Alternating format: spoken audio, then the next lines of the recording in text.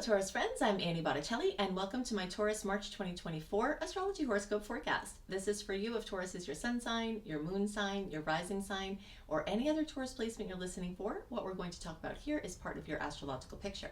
And if you're a very late degree Taurus friend, so birthdays like March 15th through the rest of the sign, or Taurus placements 23 degrees through the rest of the sign, I suggest you additionally listen to my Gemini report, as you very late degree Taurus friends will benefit from both readings. I'm calling the theme of this month for Taurus, Celestial Alchemy, navigating through the cosmic potentials. And that's what we're going to go through, so I can help you with that. I'll give you a couple of highlights about what we're going to get into, and then we'll get into the layering of understanding the energetics of this month so that you can make the most of the starry possibilities.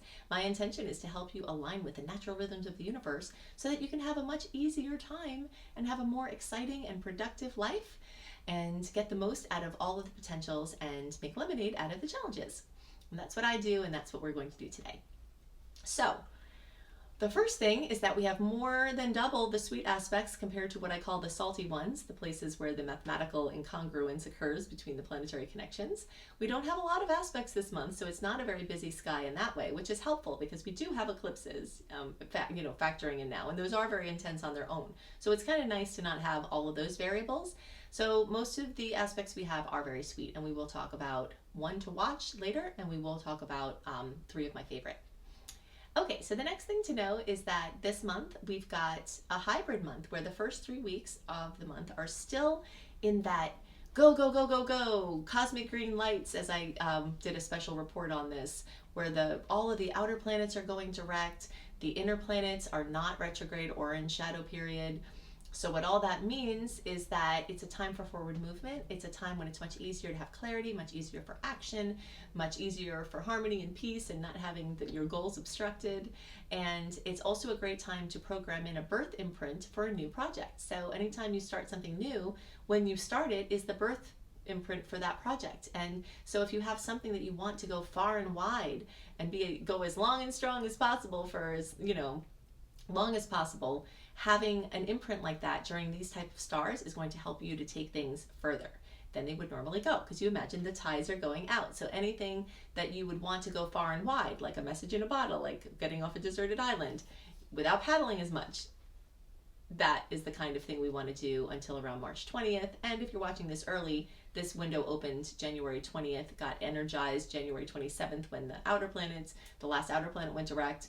And we've got this amazing flow of just being on the highway, maybe the Autobahn in Germany, and just going top speed and really feeling good about that.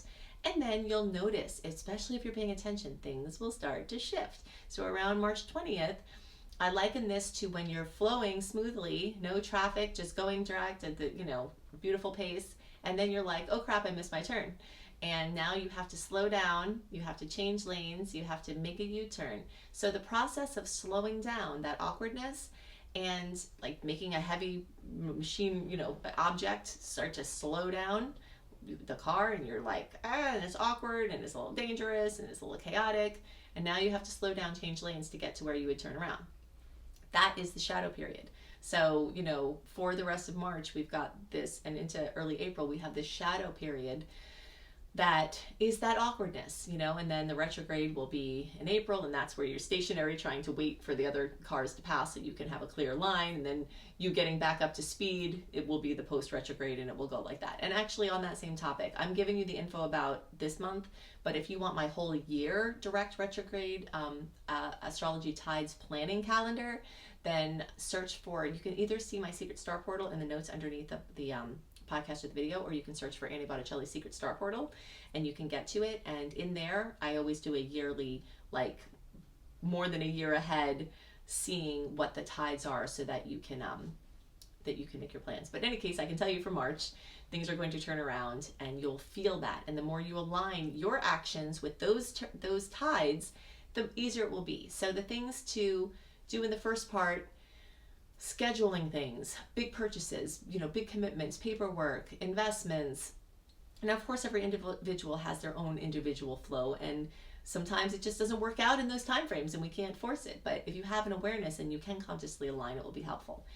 Scheduling is another big factor. And when you schedule in the retrograde, you will either not be able to make it, you will show up and the person had canceled and not told you, or you didn't get the email or whatever, or it will get seriously called into question. So if you can avoid scheduling unnecessary things that you could do in the earlier part of March, avoid April and the end of March for scheduling if possible, and try to get those things done before. If it's out of your hands, it's out of your hands. Don't worry about it. But the less you schedule, the happier you will be, because the shorter amount of time you'll be on the line trying to get a hold of a human to be able to change the appointment, and the less you'll be able to have flow and joy. Also, when you schedule yourself up during a retrograde, the end of March and April, you don't leave yourself open for last minute magic. And it does happen where things come out of the blue. Hey, you want to do this? Oh, I'm sorry, I can't because I'm blocked up with 15 things that aren't going to wind up happening anyway.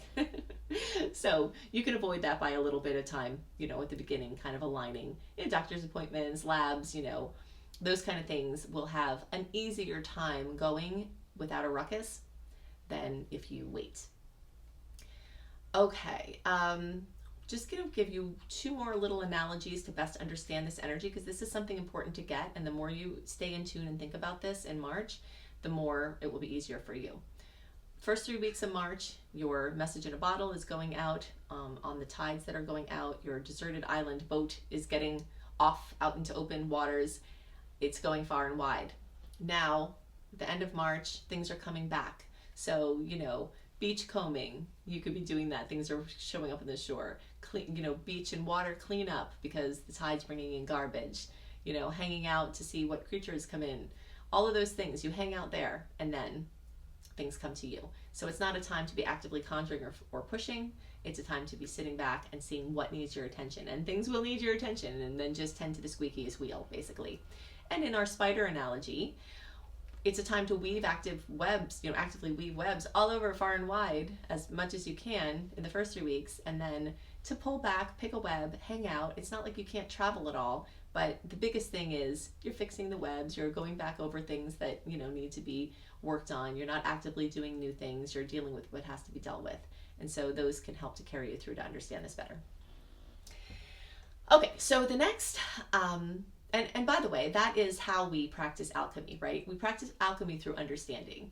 We practice alchemy through taking factors and converting them into something else. So instead of having frustration that you would have if you were trying to force things towards the end of March and into April, you now can convert that to joy because you're not frustrated doing the things that you weren't supposed to do. So in this case, the understanding and the application is the actual alchemy. Okay, so it's exciting. It's exciting that we can do that, because some things are out of our control and we can't do anything about, right? So we may as well do what we can. All right, so the next thing is we still have a little bit of lingering of Mars and Venus in Aquarius. And this is highlighting your 10th house of work and career. It's a square, so it's a little bit of a pressure point.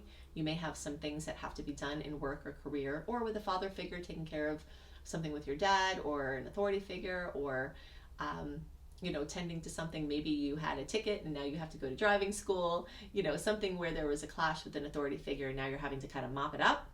Or this can just be that you've got a big initiative at work and you've got to do the work to push it through. And this is a fantastic time, especially the first 3 weeks, for pushing through initiatives. There can be a lot of romantic potential involving work if you're single. Not that I'm suggesting, because I'm sure there are dramas that come from work dating or whatever, even if you're allowed to do it. But having Venus in that space can sometimes bring romantic possibilities. Having Mars there can make you very ambitious, very motivated to get things going in that arena. The 10th house also relates to passion projects that you don't earn money for. So if you're retired and you're not in the game of making money, you can be doing something outside. Basically, when you leave your house and your place out in the world, or if you're working from home and you're putting your creations out into the world, whatever you're pushing out into the world is very much related to the 10th house. Then as March goes on, Mars and Venus will move into Pisces and join the Pisces party with Saturn and Neptune and the Sun and Mercury and Hygeia, and that will be a lot better energetically, elementally for you, because Aquarius makes a square with you, Pisces makes a sextile. The sextile is exactly how it sounds, a good thing, right? It's a 60-degree angle, and it is favorable. It's an angle of opportunities, so you've got a lot of opportunities, and the opportunities are coming from the house of Aquarius. Okay, so we talked about Mars and Venus being in the sign of Aquarius. Now they will move into the house of Aquarius to join these other planets in the house of Aquarius, and so it's a very Aquarian type of time. which means that networking can be very key to your opportunities. Being involved with groups and teams can be very key to your opportunities. There are things that you need and things that you want, and those things can be met with a community. Okay, so somebody knows something, and if you connect with those somebodies, you're more likely to get that information or pass that information along or play a role to help someone else. That can be very fulfilling and very positively karmic. This can also have to do with friends and friendships and your social groups and networks that are online or in person. This can have to do with online presence and social media as well. During the time of Pisces, it is very highly emotional, for better and worse. This is also very adaptable, compassion and spirituality and kindness and empathy, and maybe you're bringing those energetics to the group or the community. Because for Taurus, Pisces always falls in that group. So there's like this energy of the humanitarian efforts with kindness and empathy. So it's kind of the typical Taurus who works hard, has stuff, and then gives back. One of my Taurus friends is a baker, and she has, basically a kitchen, a commercial kitchen at her house, and she bakes for the community, in this small community, all of the, our little coffee shops and stuff.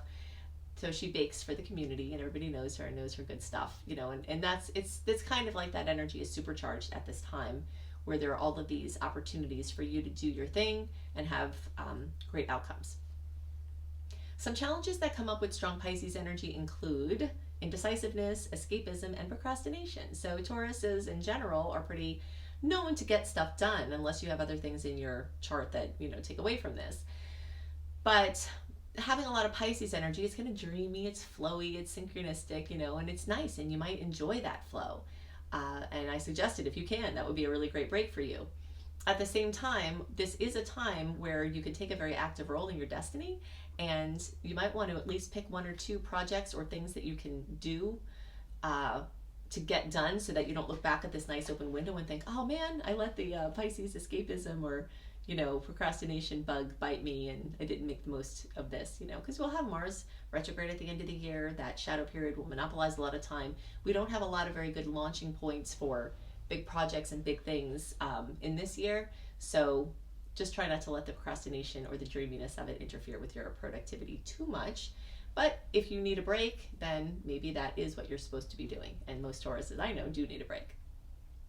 The way that I like to propose the use of the combination of these energies, both the impetus to accomplish and the kind of dreamy, flowy, more slow energy, is inspired action. So maybe just do the things that Infinite Spirit tells you, okay, this is what you have to do. This is your one mission during this time, and let logic fall by the wayside.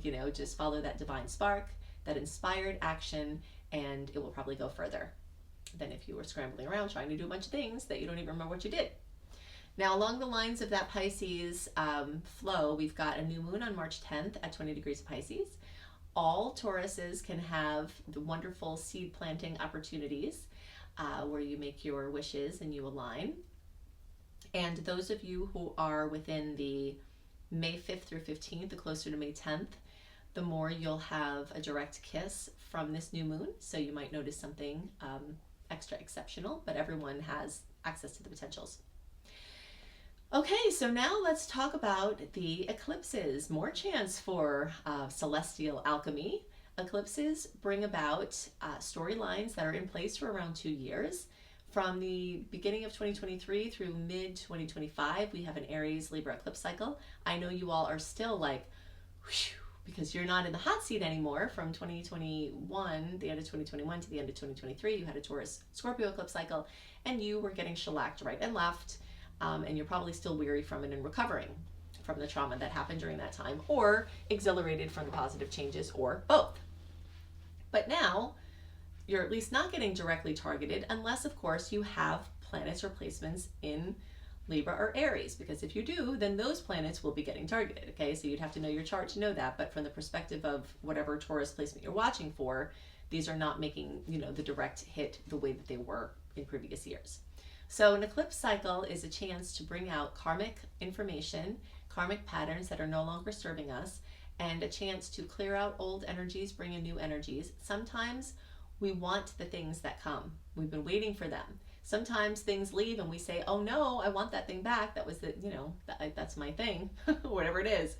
But, we don't really always have say in what comes and goes. But there is a tide going on of a clearing out and then an ushering in. And the way we can make the most of that is to be aware that this is happening, to understand that there is a storyline of me versus we, autonomy versus interdependence, or codependency versus interdependence, collaboration versus individuality. And so there are things being shuffled around here.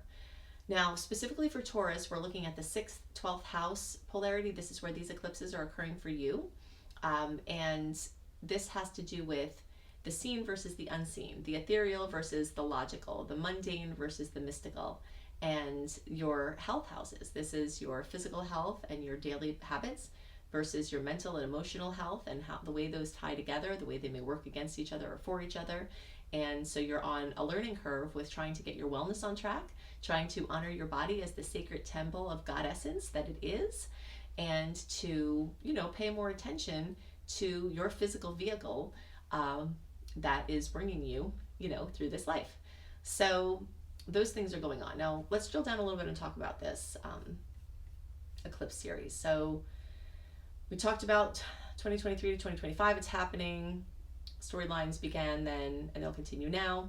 This eclipse cycle, lunar eclipse at 5 degrees of Libra on March 25th.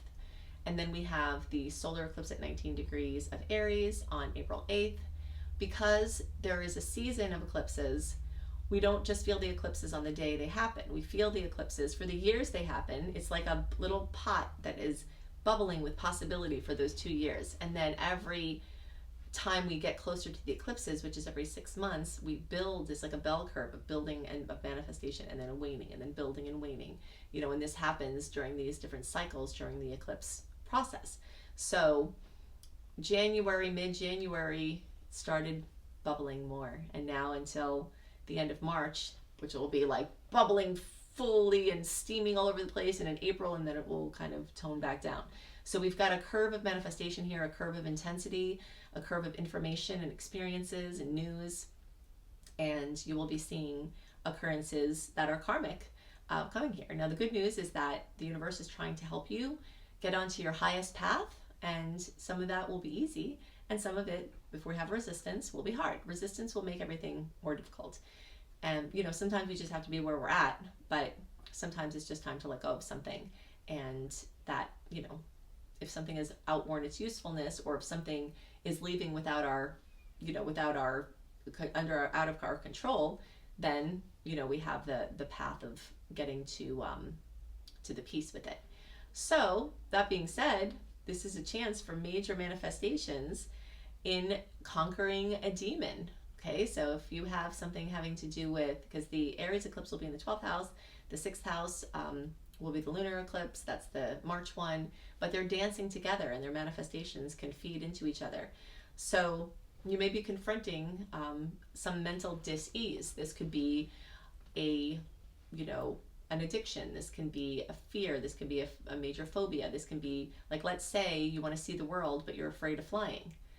Maybe something as simple as like looking up homeopathy for fear of flying, and then finding the thing that it says is most in line with your particular fear, and then taking the homeopathy, and then you can fly, and now your whole world is opened. Of course, I'm not diagnosing or prescribing, and some people's situations are way more serious than something like that can help. But, this is a time where something as simple as looking up, something like that, could actually cause you to shed a restriction that has been interfering with your life for a long time. You could have a breakthrough psychologically that could allow you to actually keep weight off, where you're not emotionally eating anymore. There's a lot afoot, and it really has to do with your mind and your body, and those are the areas of focus. Relationship things can come to a head, individual and being autonomous, interdependence, those things that I talked about, those are really going to be highlighted at this time. Now, if you have a health symptom, this body talks to us through symptoms. If we ignore symptoms, the body symptoms have to get louder through the worsening of the situation. So if you have a symptom, go get it checked out in this nice open window, so, and be on it so that you can be investigating, because there are things that want to come out about your health, Or it could just be something as simple as stress management, you know, getting an app that helps you to understand your stress rhythms, getting an app that helps you sleep, you know. There's a lot of energetics in your chart for, and all of our charts really, for Aquarius right now, because Venus and Mars are there, but specifically for Taurus, you have all of those Pisces placements lighting up your 11th house, which is the house of Aquarius, which has to do with technological advancement. So some of your answers might be in technology or in something futuristic. Okay, so if you want to learn more about the eclipses, I'm going to work on, at anniehelpsyou.com/eclipses, I'm going to work on getting a page up where I, you know, have written down what eclipses are affecting who when, but I'm verbally going to tell you them now, so you can, if that page isn't up yet, you can go to Annie Botticelli YouTube playlists, eclipse playlist, and then watch the Libra eclipse one, watch the Aries eclipse one, watch the 12th house or Pisces, and watch the 6th house or Virgo. And those are the things that will be covered for Taurus. A couple of aspects to look out for, and then we can move along here. Mars is going to square Uranus on March 9th. Days from at least March 4th through March 14th, pretty dicey, little, not time to be reckless, be extra careful, could even be in the days before and after that range, just a little bit nasty, want you to be aware of sudden surprises, guard your head, don't do anything reckless if you can help it. Then we've got 3 great Venus aspects on March 1st, 24th, and 28th, so the days around those days, we can have nice kisses from Venus, so that's exciting. If you enjoy knowing about the dates and the aspects and a write-up of the things that are most important delivered into your inbox, and access to archives of some evergreen education, go to anniehelpsyou.com, click on the, or just put your name and email address in there, then you'll get the welcome letter for my free VIP community. They'll have an archive link. You can search for March 2024 astrology. If it's, I send this out at the very end of January, so depending on when you come into my group, it might be being sent yet. But you can look in the archives and see everything that I've sent. Like I said, some of it's evergreen, and you'll have a cornucopia of education opportunities there. You can see my secret star portal for my written horoscopes, and also my astrological tides calendar, which I put out, you know, by year, so you can have access to that in the secret star portal, which you'll see at anniehelpsyou.com. And if you want to learn astrology, you can see my astrology certification course, Becoming a Professional Astrologer Mastery course, where I take you from zero to wherever you want to be. I can help you learn how to earn money from your love of the stars, and to do this professionally, or just to help yourself and family and friends. So if you think I put a lot into my free offerings, you should see what I put into that. I've been building it for almost 10 years, and it just keeps getting bigger. So, and you do get free updates with your tuition. So you can check that out at anniehelpsyou.com. I hope you have a wonderful month, and I'll see you next month. Bye.